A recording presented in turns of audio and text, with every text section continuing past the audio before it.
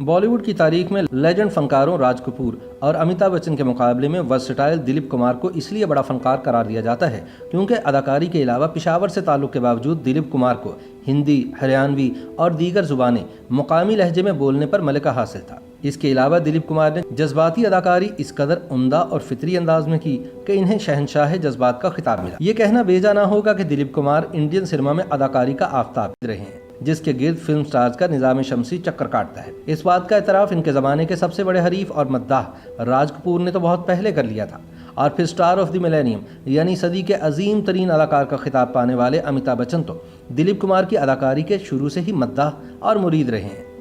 दिलीप कुमार, राज कपूर और देवानंद को बॉलीवुड या हिंदी सिनेमा का गोल्डन ट्रायो या तरीदेव कहा जाता है।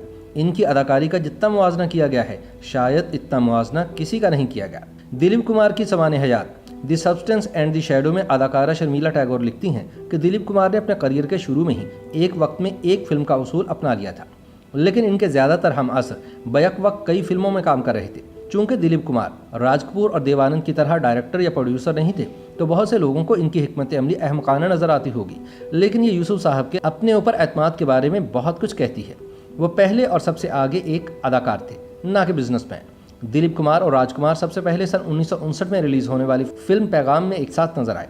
इसमें राजकुमार ने रतन यानी दिलीप कुमार के बड़े भाई रामलाल का किरदार अदा किया है, लेकिन ये फिल्म बहुत हद तक दिलीप कुमार के गिर्द घूमती रहती है। अगरचे इस फिल्म में अदाकारी के लिए बेहतरीन मुआवन अदाकार के तौर पर राजकुमार की नामजदगी सामने आई, लेकिन इस फिल्म को बेहतरीन डायलॉग का अवार्ड मिला क्योंकि दोनों अदाकार मुकालमे के लिए अपने मुख्तलिफ अंदाज के माहिर माने जाते रहे हैं और दोनों सलीस उर्दू बोलने में यकताए रोजगार थे। इस फिल्म के बाद दोनों की राहें जुदा हो गईं, लेकिन एक ज़माने यानी 32 साल बाद फिर दोनों आमने सामने थे और इसका सेहरा फिल्मसाज सुभाष घई के साथ जाता है। इस फिल्म सौदागर में दिलीप कुमार और राजकुमार बचपन के दोस्त दिखाए गए हैं, लेकिन दिलीप कुमार हरियाणवी बोलते हैं जबकि राजकुमार खालिस उर्दू बोलते हैं, जिससे ये साबित होता है कि राजकुमार हर तरह की जुबान बोलने पर कुदरत नहीं रखते थे, जबकि दिलीप कुमार इसके लिए मारूफ रहे हैं। अपने ज़माने के सुपरस्टार अमिताभ बच्चन का तो कहना है कि इन्होंने दिलीप कुमार की फिल्म गंगा जमुना कई बार सिर्फ इसलिए देखी कि पेशावर का कोई शख्स पूर्वी जुबान को इतनी महारत से कैसे बोल सकता है। दिलीप कुमार ने अपने हम असरों पर तो सबका साबित कर दी थी, लेकिन फिर इनका मुकाबला एक उभरते हुए सितारे और ताज़ा सुपरस्टार अमिताभ बच्चन से किया जाने लगा। ऐसा लगा कि यह मुकाबला दो नस्लों के दरमियान है। एक नस्ल जो कि उदास थी, जिसका इजहार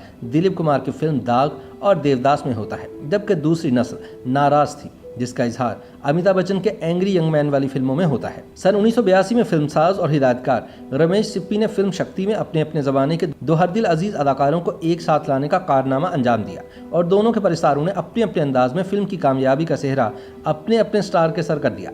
लेकिन फिल्म फेयर अवार्ड्स ने इस फिल्म में अदाकारी के लिए बेहतरीन अदाकार का अवार्ड दिलीप कुमार को देकर इस बहस को ख़त्म कर दिया।